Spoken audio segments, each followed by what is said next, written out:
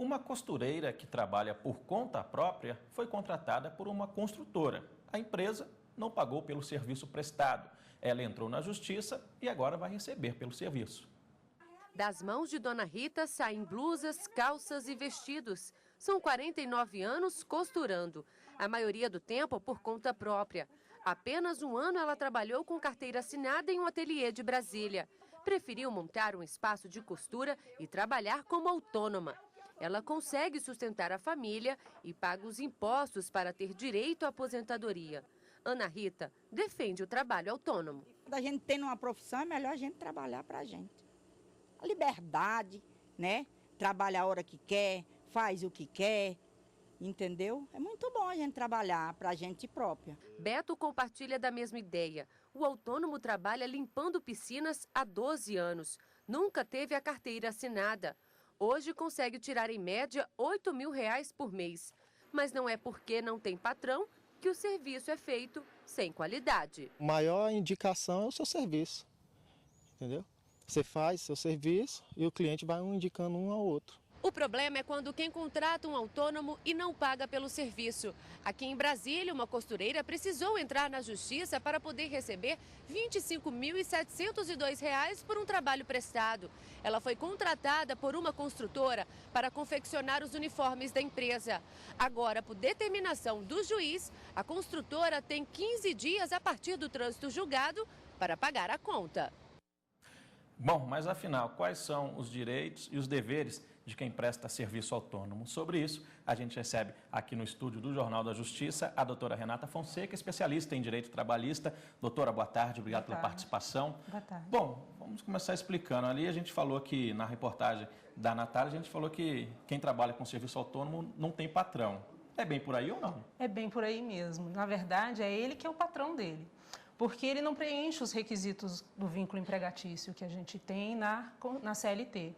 Ele presta serviço por conta própria. E, em razão disso, é ele que é o patrão dele. Tá certo. Mas aí, no caso de um acidente, por exemplo, como é que fica?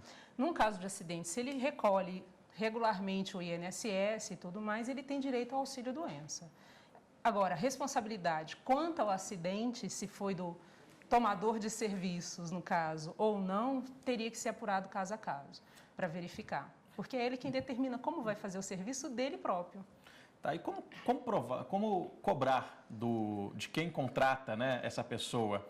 Porque não há um contrato, um papel assinado, não há nada disso, na maioria dos casos. Na maioria dos casos, O certo seria fazer um contrato, a bem da verdade é essa. Mas como não é o hábito, acaba que fica o contrato verbal. Eu contrato com a pessoa a limpeza da piscina, no caso, por X reais, e ela vai fazer a limpeza.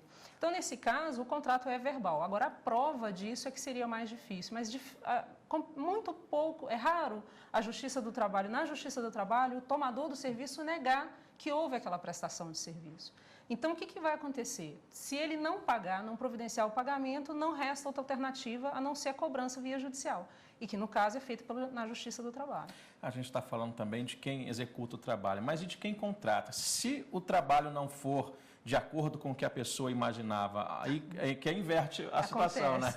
Como é que fica? Muito. Nesse caso, se ele já tiver adiantado algum valor e tudo mais, e tiver feito algum recibo, porque eu preciso dessa prova do pagamento também, em ambos os casos, mas existe, é muito esse recibo difícil. Existe, doutora? A gente sabe que é mais Pode difícil, ser feito um recibo simples, feito no computador ou feito à mão mesmo, recebi de fulano de tal, a importância de tanto, referente ao serviço ou a parte do serviço que foi feito. Isso tem valor jurídico? Tem valor jurídico porque é assinado por ambas as partes. E como é uma prestação de serviço informal, nessa hora tem sim valor de probante, sim. Então, quem toma o serviço e não tem o serviço completamente prestado, ele tem direito, sim, de se ver ressarcido normalmente. E no caso, por exemplo, se a pessoa que contrata um serviço, esse serviço não é feito da maneira como, né, o contratante acha correta, ele pode procurar o PROCON, por exemplo. Nesse caso, ele não poderia fazer isso, né? Nesse caso, não, porque eu estou contratando pessoa física com pessoa física, seria dessa forma. E dificilmente o PROCON agiria nesse momento. E, infelizmente, no direito do trabalho e na Justiça do Trabalho, nós não temos esses órgãos que negociariam anteriormente. Então, não restaria muita alternativa. Se você não conseguir fazer isso de uma forma amigável, não restaria muita alternativa para as partes, seja qual for o lado, a não ser ir para a Justiça do Trabalho e exigir a prestação do serviço ou o ressarcimento daquilo que não foi feito. Seria como se o contratante assumisse também esse tipo de risco? Assume, não deixa de assumir. Isso acontece muito, a bem da verdade é essa. Pintor, pedreiro, quando você vai fazer uma obra em casa, a gente não tem esses cuidados e não pensa que vai acontecer e pode vir a acontecer, infelizmente. A dica, então, é mesmo sendo informal, não ser nada de boca. Não ser nada de boca. O ideal é que esteja tudo num contrato, simples mesmo, não precisa ser muito rebuscado, pode ser um contrato simples, contratei pessoa fulano de tal para fazer o serviço tal, pela importância tal. E essa importância será paga da seguinte forma, 2 vezes, 3 vezes, da forma que for. Faz um contratozinho simples, 2 páginas no máximo, a depender também, assina e na medida que o serviço vai sendo prestado, e que for sendo paga as parcelas, vai pagando e vai fazendo um recibozinho de pagamento. Tranquilo. Não precisa registrar em cartório, nada? Não precisa registrar em cartório. É simples Super mesmo. simples mesmo. Tá certo. Doutora Renata, obrigado pela sua participação. Eu que agradeço Seja sempre bem-vinda. Obrigada. Ótima tarde. Ótima tarde.